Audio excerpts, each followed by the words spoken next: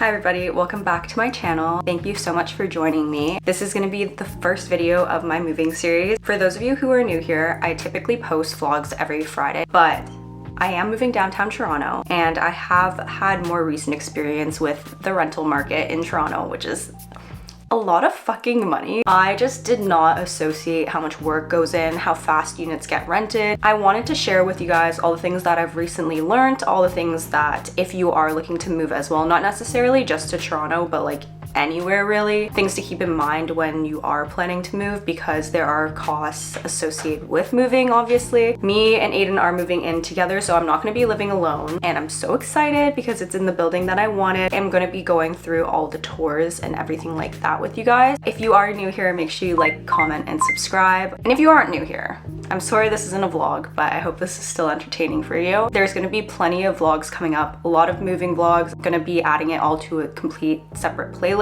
So I'm very excited and I really cannot wait to show you guys the condo that I'm moving into because I never thought that I would be moving into such a nice condo. First off, I did want to go through a little bit about me, what we were looking for in our apartment. That might help you with some things that you might want to look for as well if you are condo hunting or apartment searching. I recently got my first big girl job and that's kind of why I'm moving out now, because I have some form of security. I wanted to move out and just be an adult and not live at home anymore. And I am so grateful that my parents provided me a loving, fully furnished home for me for the past 2 years. Once I graduated from university, I was living elsewhere. I actually lived in Banff and I wanted to actually touch on a couple places I've lived. So currently I'm in Markham, Ontario. If you don't know, Markham is a city just outside of Toronto, so in the Greater Toronto Area, or the GTA if you've ever heard of it. I've lived here my whole life. I was born and raised here. This is my childhood room. And then I went to university at the University of Western Ontario, which is in London, Ontario. Not London, UK,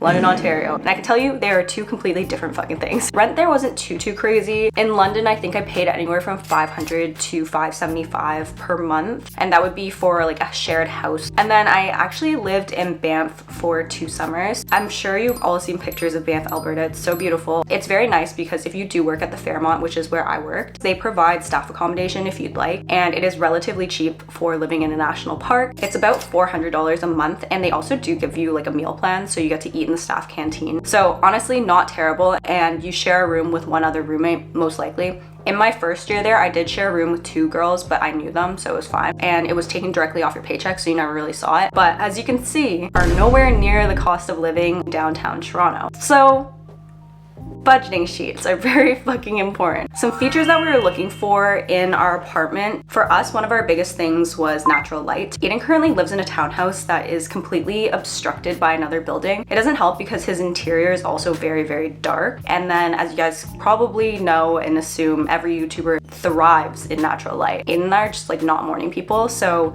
we wanted southwest, making sure that there's not another building going up in that direction and then you just have no sunlight at all. Our second requirement was to have actual doors. You would not believe the amount of apartments and condos that just don't have doors. They're always advertising them as soft lofts or like an open concept. No, like I want a fucking door in my place. Like I want to be able to close the door. I just want to make sure that people have privacy, especially if people are staying over. Also, Aidan and I both work from home, so being able to close the door and both of us take calls is very important. I don't know, I just don't really like the sliding doors. Our third requirement or non-negotiable was a 1+ den. Like I said, Aidan and I both work from home, so it's very important that we have a workspace. Our den is big enough to fit a single bed, so we're actually going to make it into like a guest room as well. So we'll have either like some sort of mattress or like a pull-out couch. No carpet. No fucking carpet. A lot of the older buildings in Toronto do have carpet. Just know that landlords are not cleaning those in between tenants properly, at least. Previous tenants have probably spilled so much stuff. They've had pets. Horrible, especially if you have asthma or allergies or anything like that. I just don't want to spill anything and then have to deal with it. In-unit washer and dryer. I remember in university we used to have obviously the laundry room. I used to get so stressed out that someone would steal my stuff. It's a very first world problem. We didn't even really speak about it. We just assumed that this is something that we both wanted. Something that Aidan wanted was actually above the 10th floor, mainly to avoid like street level noise because,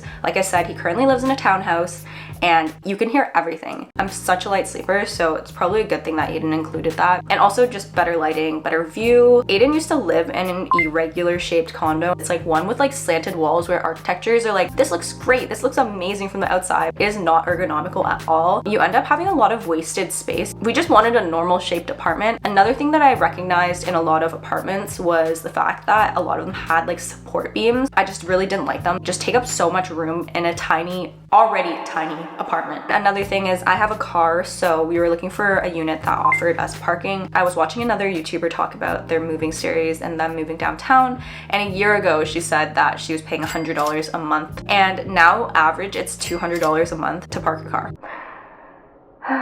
We also wanted to be west of Spadina. We didn't really want to be on the east side of Toronto at all. We kind of picked an area based off of how close our friends were. Less commuting means less money, and then also just how safe the neighborhood felt. I don't know if you guys know, but Toronto has been a little bit sketchy recently, and I want to leave my apartment and not feel like I'm going to get stuck, especially being a girl in the city. Like, I feel like it is scary. But anyways, that's not to say the east side is sketchy. It's just I felt safer in the like Liberty Village area or the City Place area. The last non-negotiable was to have a condo gym that was relatively new or had new equipment. Currently I pay about like $55 a month, maybe $60 after like fees and everything like that for my gym membership. And because living downtown is so expensive, if I can cut costs and I can incorporate it through my rent, I'm definitely going to be doing that. Those were all our non-negotiables. Honestly, I don't think any of them were too crazy. I think most of them are very like straightforward, very standard. Part 3, tips for condo hunting. These are things that I found very helpful for myself, especially in a very fast moving city where units come and go. The first tip that I have is using all platforms. I know it might seem a little repetitive, it might seem kind of annoying. The main platforms that I used were condos.ca, zoocasa.com,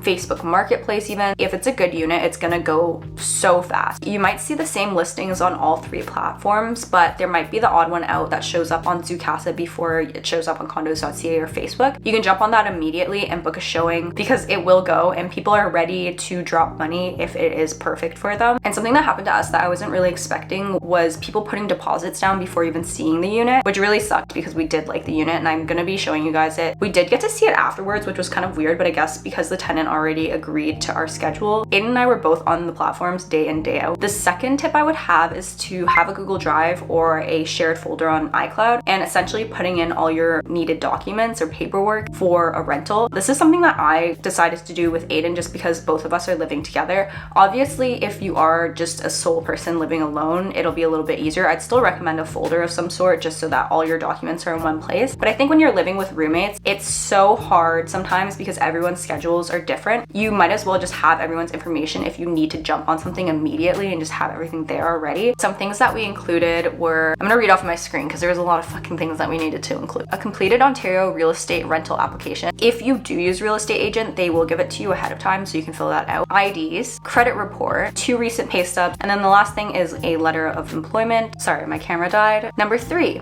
have an open schedule if you plan on touring apartments because you may need to tour them the day of. I was very grateful because Aidan did have a more open schedule than I did, and he also did not really have to commute very far to tour these apartments. Sometimes tenants can reject the times that you are looking for and you basically have to accommodate their schedule because they live there. Aidan toured almost all of the apartments without me. I just wasn't about to drive like 45 minutes to tour. Number 4, having a realtor can help. I never realized that a realtor would help, but they just have more insight on the market, and then they also have a little bit more insight as to what's coming into the market and what's going to be available sooner rather than later. But yeah, I never realized why people use them. But then the person who stole our apartment from us put the deposit without seeing. We basically had to do the same thing. We had to be those people. Our unit actually never even got listed, which then makes me think of all the nicer units that never get listed. Our real estate agent was talking to another agent in the building, basically stating that the exact same unit is available 2 floors down, and asked if we were interested, because if we were interested, then the landlord wouldn't even list it. But after that experience, I definitely think a real estate agent can help. Tip number 5 would be put aside money for first and last months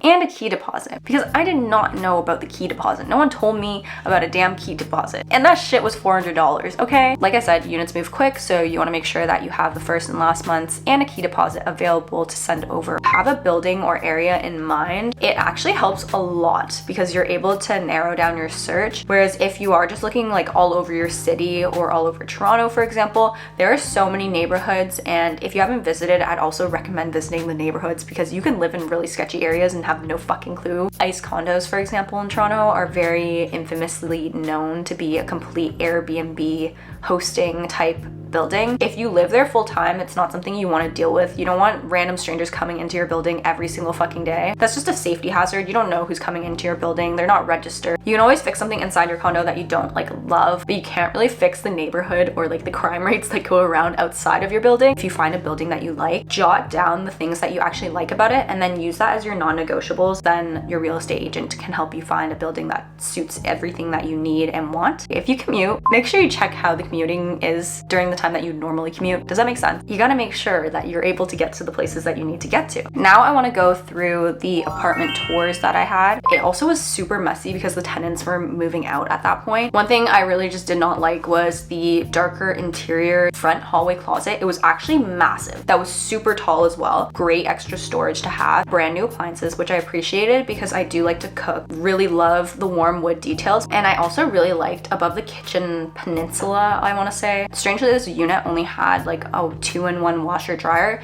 I honestly don't even know if it was a 2-in-1. The bathroom was alright. Like I didn't really like think anything of it. I did actually really like the sink, like just not basic. Aiden said it looked like a hospital sink, but I didn't feel that. I thought like Art Deco, a little bit of MCM. In the bedroom, bed fits right in between these two tiny closets on both sides. And these closets are tiny. And then because the bedroom was so small as well, there was nowhere to really put a dresser other than right on the side. You couldn't put a nightstand. You really couldn't fit anything else in the room. The living room was really big, which I liked. The view was good. It was of the CN Tower and you're right by the Rogers Center. You could see the water as well. It was east facing, so you'd get a lot of like sunrises. For apartment 1, I just really did not like how old it was. The lobby seems like it's been redone. I didn't take any videos of the hallway. To get into each wing, you have to tap a fob to get in. I just felt like that was very annoying to have to deal with. It's just dingy, dark. There was a den at the front with like all that stuff, and the den was a decent size, but there was no door.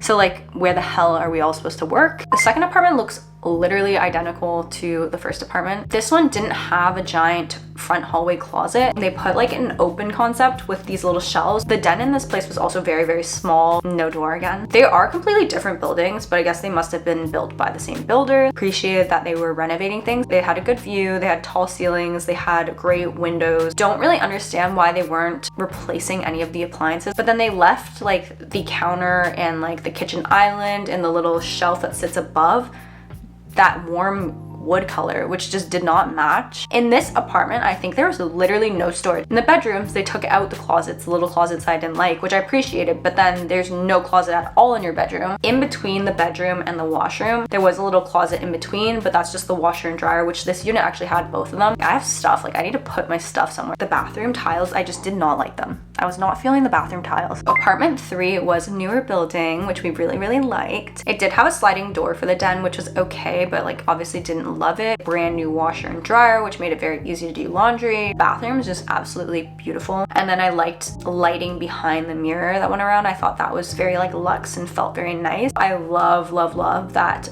there's these giant mirrors in the bathroom and there's so much storage. It had a very open concept kitchen. Don't love the condo sized oven and stovetop. Like I mentioned, I do like to cook and sometimes those things just like do not heat up. And the bedroom was a decent size and I like how one wall was completely a window. This one was east facing, which I didn't mind because it was so much higher up than the gardener, so you weren't really hearing the highway. The only thing was that the building directly east of the building we were in, you basically just did not get any sunlight because that building on the east just completely blocks it out. Apartment 4, it's exactly the same as the previous one because we did like this building, but this one is a 1+ den, great size. I know this building in particular has like a lighter finish interior and a darker finish interior, and I wish we had like the lighter finish because the lighter finish is just, the living space is large and allows us to host more people. It's a beautiful little corner unit, which means more light. The only thing I will note is that it's northwest, not as much as you'd get southwest. Also, go off, a walk-in closet. Bathroom again is great, exactly the same. This one's actually a little bit bigger. I almost wish it didn't have 2 doors. You can get into the bathroom through the master bedroom, or you can go through like the living room. As you guys saw, the den can fit a single bed, which is perfect for if we have guests staying over or just staying like a weekend or something like that. Every single room has a door, full-on door. And something that we also appreciate is that it's called a den, but it also still has windows. We love this one so much, but this is actually the one where someone had put a deposit without seeing it, so we weren't able to even get our hands on it. I did say we got this exact same unit, just 2 floors down. So very, very happy. I'm not gonna show you guys our actual unit yet. Do an empty apartment tour, and I'm gonna tour you guys around the empty apartment, and then I'm gonna do updates throughout the weeks and months. I am gonna be vlogging literally everything. I'm gonna be bringing you guys all along the journey of moving into my place and setting it up and everything like that. I've already started vlogging some pieces of furniture that I've bought. I've been really trying to think about is just not buying everything brand new and buying things used where I can. So if you're interested in seeing things I've already bought for the apartment, definitely go and watch some of my most recent vlogs. Thank you guys so much for watching another video of mine. Make sure you subscribe if you really enjoy moving content, because that is literally going to be the majority of the content I'm producing. Anyways, thank you guys so much. I hope you guys had a lovely day, and I will see you guys next Friday.